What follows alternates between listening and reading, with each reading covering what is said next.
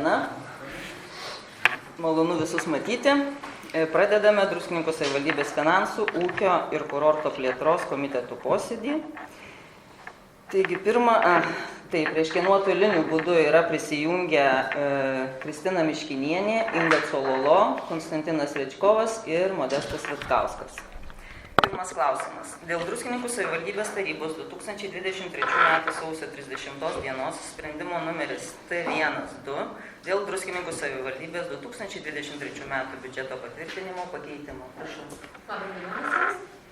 Šios sprendimo projektu siūlome keisti Druskininkų savivaldybės pajamų asignavimų planą įdidinant 3 200 000 eurų ir vadovaujantis teisės aktais gautomis dotacijomis bei ES finansinę paramą siūlome paskirstyti asignavimų valdytojams pagal poreikį.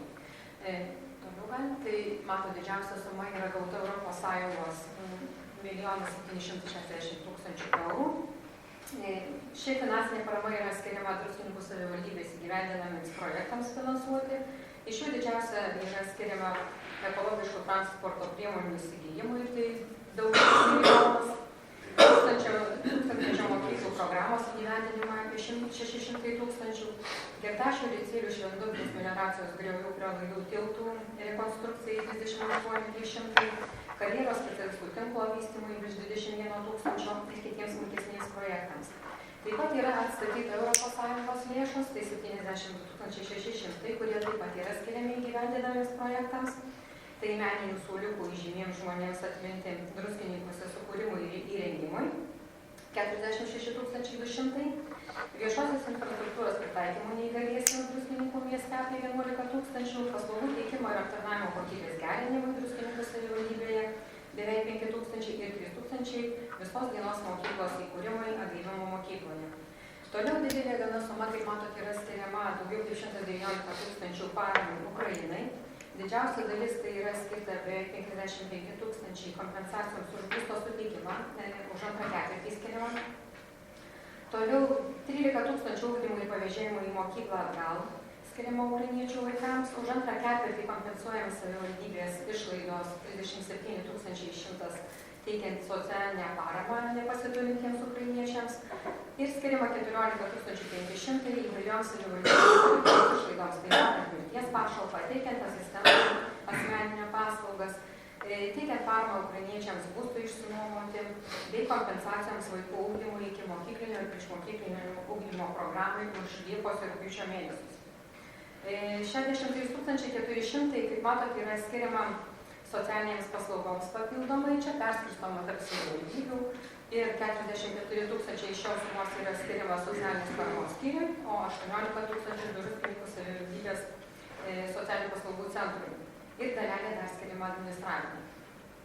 Beveik 63 000 yra gauta progresyvių ūkinių mašalų populiacijos reguliavimo priemonių įgyvendinimui suma. Prie šito galiu paminėti, kad mūsų regiono savivaldybės kiekviena prisideda daugiau kaip 5300 eurų, tai Alytaus miesto, Alytaus rajono, Lazdijų rajono, Varėnos rajono ir Druskininkų savivaldybė. 16 600 yra papildomai gauta, prašant pagal poreikį būsto pritaikymų neįgaliesiems. Bus pritaikytas vonios kambarys Ateities gatvėje 28, taip pat vonios kambarys Darželių gatvėje 10 ir Neravo kaime pandusas bus įrengtas bei laiptų aikštelės remontas atliktas. Sumažintos 2,5 socialinių neįgalių integracijos lėšos, perskirčius jas pagal patikslintą faktinį poreikį. Ir gauta 6100 būtent valstybės tarnybos reformos įgyvendinimui mero darbo užmokesčiui. Toliau pakomentuosiu savarankiško biudžeto didėjimo planą. Savarankiško biudžeto didiname 1 100 000, galima sakyti. Surinkome viršplaninių gyventojų pajamų mokesčio lėšų, tai didiname šį planą 582 000 ir paskirstome tai Druskininkų paslaugų ūkiui virš 131 000, didžioji dalis 35 000 skiriama užimtumo programai, 26 000 yra paskirstoma įvairioms priemonėms, tai biotualetų įsigijimui, praustuvėms, kaminoms, krypties rodikliams, stulpams, patankės aikštelį įrengti. Taip pat yra skiriama ilgalaikiam turtui įsigyti, tai daugiau kaip 42 000 prieš tai minėtų biotualetų priežiūrai ir 27,5 tūkstančio akrobativai ir mini krautuvai. 100 000 yra skiriama Druskininkų kultūros centrui. Dalis šios sumos yra skiriama renginiams papildomai išaugusioms sumams padengti. Tai yra kurorto šventės beveik 30 000, žvaigždžių orbitos 15 700 ir joninių šventai 3700. O 51 000, galima sakyti, yra skiriamas prisidėti prie dalyviai Lietuvos kultūros tarybos finansuojamų projektų, kuriuos laimėjo kultūros centras. Tai būtų Jotvingių šventė, Dainuojančiosios poezijos šventė, folkloro šventė, kalvystės pleneras, verpstės festivalis Viečiūnuose, pasakotojų konkursas, Leipalingio dvaro festivalis ir Visuotos Asinos Čiurlionio festivalis. Toliau socialinės paramos skyriui yra skiriama 88 000, tai išmokoms nepasiturintiems gyventojams padengti. Druskininkų savivaldybės išlaikymui skiriama 65 000, iš jų didžioji dalis 52 400 skiriama socialinės paramos skyriaus remontui. Ir likusi dalis ten įvairiai technikai įsigyti, licencijoms ir panašiai. 36 400 yra skiriama druskininkiečio korteliai. Tai integracijai su Kautra, su registrų centru, RQ kodo ir logotipo suformavimo ir įvairiems kitiems reikalingiems darbams. Miesto tvarkymui yra skirima apie 50 000. Didžioji dalis apie 40 000 tai teritorijų apželdinimo ir gėlynų įrengimo darbams. Beveik 7 000 vaizdo stebėjimo sistemos prijungimų ir duomenų perdavimo paslaugoms.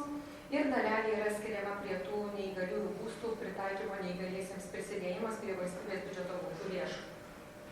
17 600 yra skiriama tarybos narių darbo užmokesčiui, 3500 palūkanoms dėl didėjančio Euriboro, 2900 yra skiriami mero potvarkių premijų dėl už pasiektus aukštus sporto rezultatus Druskininkų sporto centro mokiniams ir jų treneriams išmokėti.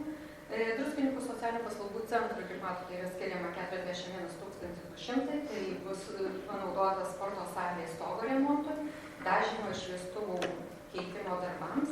Jaunimo užimtumo centro vykdomai programą jaunimo verslumo sąlygos ir integracija į darbo rinką skiriama 10 000. Dabar dar kartą noriu paminėti, kaip mato, didelė suma yra gauta dividendų iš savivaldybės kontroliuojamos įmonės, tai Druskininkų sveikatinimo ir poilsio centro AKVA. Ši suma yra nukreipiama, aišku, Druskininkų kultūros centro įrengimui. Ir gautos uždirbtos biudžetinių įstaigų pajamos, kurios bendrai sudaro 15 700, skiriamos tų pačių įstaigų veiklos vykdymai. Tai Druskininkų socialinių paslaugų centro 8 500, muziejų 4 300, atgimimo mokyklos 2000, Žibutės darželio 500, bibliotekos 400. Ir dar šiuo sprendimu yra perskirstomi asignavimai, tai mokymo lėšos 31 600 tarybos nustatyta tvarka į darbo užmokesčio straipsnį egzaminams apmokėti bei perkeliant tarp straipsnių į prekių ir paslaugų straipsnį, skiriant saulės ir atgimimo mokykliniams baldams įsigyti, Leipalingio progimnazijai slidinėjimo programai. Ir yra perskirstoma jau gautos beveik 21 000 atstatytos lėšos už asbesto atliekų tvarkymą, skiriama komunalinių atliekų surinkimui ir pervežimui. Taigi prieš tai, kaip minėjau, visi mūsų pakeitimai sudaro apie 3 200 000 eurų. Dabar tuo pačiu norėčiau paminėti apie biudžeto vykdymą 8 mėnesių duomenimis. Tai jau, kaip minėjau, prieš tai gyventojų pajamų mokesčio tikrai surinkome daugiau, 1 100 000. Nemokestinių pajamų taip pat surinkome daugiau, 274 000. Taip pat esame sutaupę palūkanų už Didžiųjų gatvių projektą, atsiskaitėme anksčiau, sutaupėme apie 24 000, uždirbome 37 000 palūkanų už terminuotus ir vienos nakties indėlius. Taip pat esame sutaupę dar vis nepasiėmę paskolos, dengėme irgi apie 25 000 palūkanų.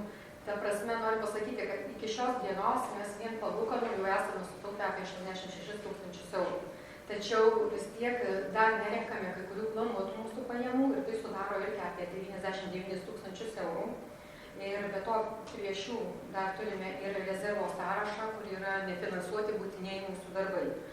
Dar svarbu gal paminėti ir tai, kad esame, kaip žinote, metų pradžioje pasitvirtinę mero rezervą privalomai, kuris sudaro 243 000 ir jį planuojame paskui išskirstyti metų pabaigoje, nes šiandieną jis yra nepanaudotas, nebuvo jokios ekstremalios situacijos. Tai gal tiek. Ačiū. Ar turėsite klausimų? Klausimų nėra, tai bendrų sutarimų teikiama tarybai. Antras klausimas. Dėl Druskininkų savivaldybės tarybos 2009 metų sausio 23 dienos sprendimo numeris T11 dėl Druskininkų savivaldybės Leipalingio ir Viečiūnų seniūnijų gyvenamųjų vietovių suskirstymo į seniūnaitijas pripažinimo netekusių. Antrašis kaip? Pripažinimo netekusių galios. Labadiena. Šiuo sprendimu siūloma pripažinti netekusių galios Druskininkų savivaldybės tarybos sprendimą dėl Druskininkų savivaldybės Leipalingio ir Viečiūnų seniūnijų gyvenamųjų vietovių suskirstymo į seniūnaitijas. Šiuo metu vietos aktualioje galiojančioje redakcijoje gyvenamųjų vietovių suskirstymą į seniūnaitijas tvirtina meras savivaldybės administracijos direktoriaus teikimu. Druskininkų savivaldybės merui potvarkiu patvirtinus gyvenamųjų vietovių suskirstymą į seniūnaitijas, atitinkamai šis sprendimas nebeaktualus ir panaikintinas. Viskas? Taip. Ar turėsite klausimų? Trumpas labai aiškus pristatymas, bendrų sutarimų teiksime tarybai. Trečias klausimas. Dėl Druskininkų savivaldybės tarybos 2017 m. sausio 27 dienos sprendimo numeris T113 dėl Druskininkų savivaldybės seniūnaičių rinkimų organizavimo tvarkos aprašo patvirtinimo pakeitimo. Prašau. Pasikeitus vietos savivaldos įstatymo nuostatoms, keičiamas Druskininkų savivaldybės seniūnaičių rinkimų organizavimo tvarkos aprašas. Ankstesnėje įstatymo redakcijoje galiojo, kad seniūnaičių rinkimų darbą nustato savivaldybės administracijos direktorius. Šiuo metu galiojančioje redakcijoje šita pareiga yra nustatyta merui. Atitinkamai yra įvesti ir kiti redakcinio pobūdžio pakeitimai. Turbūt tarybos nariai susipažino su lyginamųjų variantų ir prašome pritarti sprendimo projektui. Ačiū. Ar turėsite klausimų? Klausimų nėra. Bendrų sutarimų teikiame tarybai. Ketvirtas klausimas. Dėl Druskininkų savivaldybės tarybos 2023 m. sausio 30 dienos sprendimo numeris T11 dėl Druskininkų savivaldybės 2023-2025 metų strateginio veiklos plano patvirtinimo pakeitimo. Sveiki, šiuo sprendimo projektu siekiama pakeisti strateginio veiklos planą ir vienas iš pakeitimų yra tai, kad į strateginį veiklos planą, tiksliau į antrą programą turizmo, kultūros ir sporto plėtros programą yra papildoma nauja priemonė, tai yra meninių suoliukų įžymiems žmonėms atminti druskininkuose sukūrimas ir įrengimas.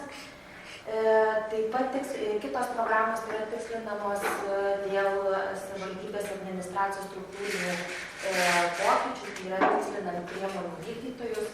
Taip pat išdėstomas nauja redakcija visas strateginio veiklos plano biudžetas ir jis yra tikslinamas atsižvelgiant į 23 metų savivaldybės biudžeto pakeitimus, kuriuos išsamei pristatė finansų skyriaus vedėja.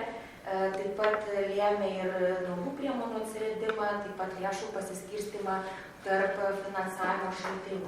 Skaidrėje matote programoms įgyvendinti suplanuotų lėšų pokyčius tokius bendrus ir didesnis lėšų pokytis yra švietimo bei socialinės paramos programuose.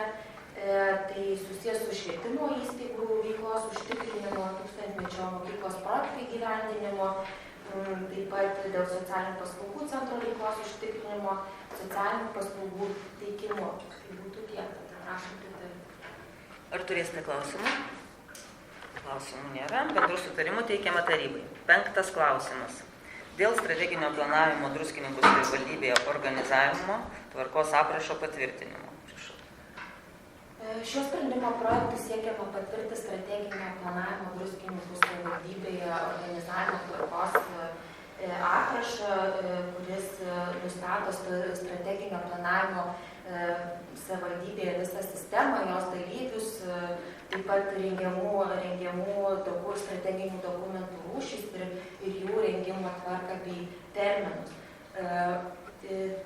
Šio naujo aprašo parengimo priežastis lėmė tai, kad pasikeitė savivaldos įstatymas, įpareigoja, aišku, strateginio valdymo įstatymas, bei strateginio valdymo metodikos pasikeitimai, bei jos punktų taikymo savivaldybėms įsigaliojimas jų rengiamiems strateginio planavimo dokumentams nuo 24 metų sausio 1 dienos. Šioje skaidrėje matote pagrindinius strateginių dokumentų rūšis, kurie yra rengiami Druskininkų savivaldybėje. Kokia yra galbūt naujovė tai, kad pagal remiantis savivaldos įstatymų pakeitimo meras yra įvardyjamas kaip pagrindinis asmuo, kuris organizuoja ir inicijuoja visą strateginį planavimo procesą savivaldybėje, taip pat atitinkamai ir pasiskirsto kitos funkcijos kitiems strateginio planavimo sistemos dalyviams. Tai jeigu trumpai, tai kaip matote, yra 4 rūšys: strateginis plėtros planas, tai yra ilgalaikis strateginis dokumentas, strateginis veiklos planas, yra vidutinės trukmės ir metiniai veiklos planai tiek savivaldybės administracijos, seniūnijų, tiek biudžetinių įstaigų ir viešųjų įstaigų.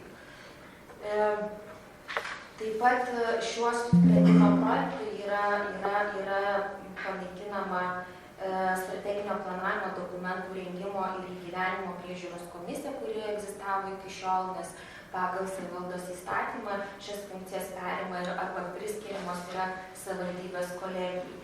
Taip pat vadovaujantis strateginio planavimo metodikai yra įtraukiamos nuostatomis, kuriomis įtvirtinama, kad naujo laikotarpio strateginio planavimo dokumentams taikyti metodikoje nustatytus principus bei patvirtintas formas.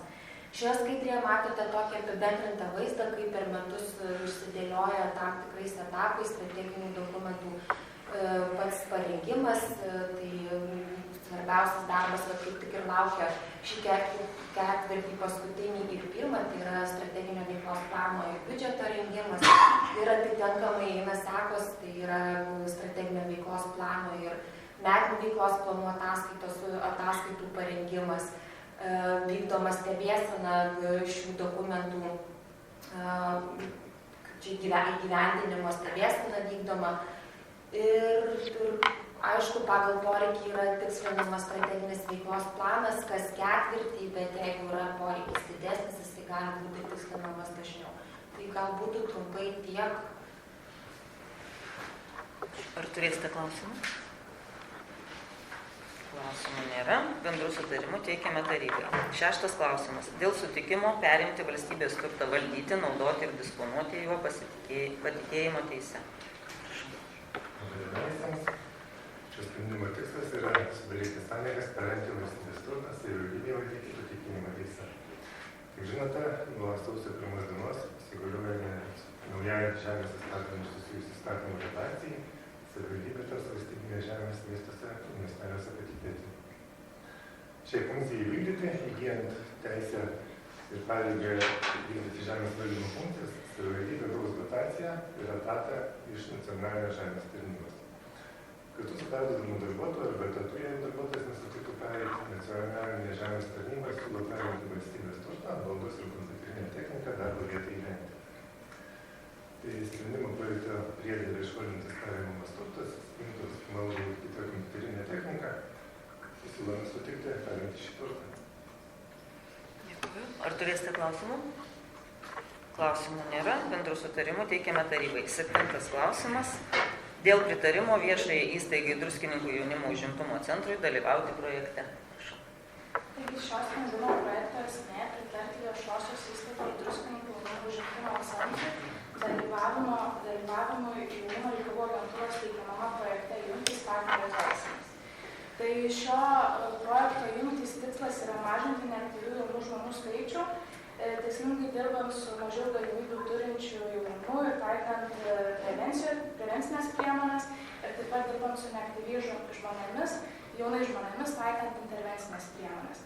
Šio projekto vykdymo laikotarpis būtų 4 metai ir projekto esmė pagal jaunų žmonių skaičių savivaldybėje turėtumėme gauti 1,5 etato finansavimą jaunimo darbuotojų atvejo koordinatoriaus išlaikymui ir 1,5 etato finansavimą siauros srities specialistų išlaikymui.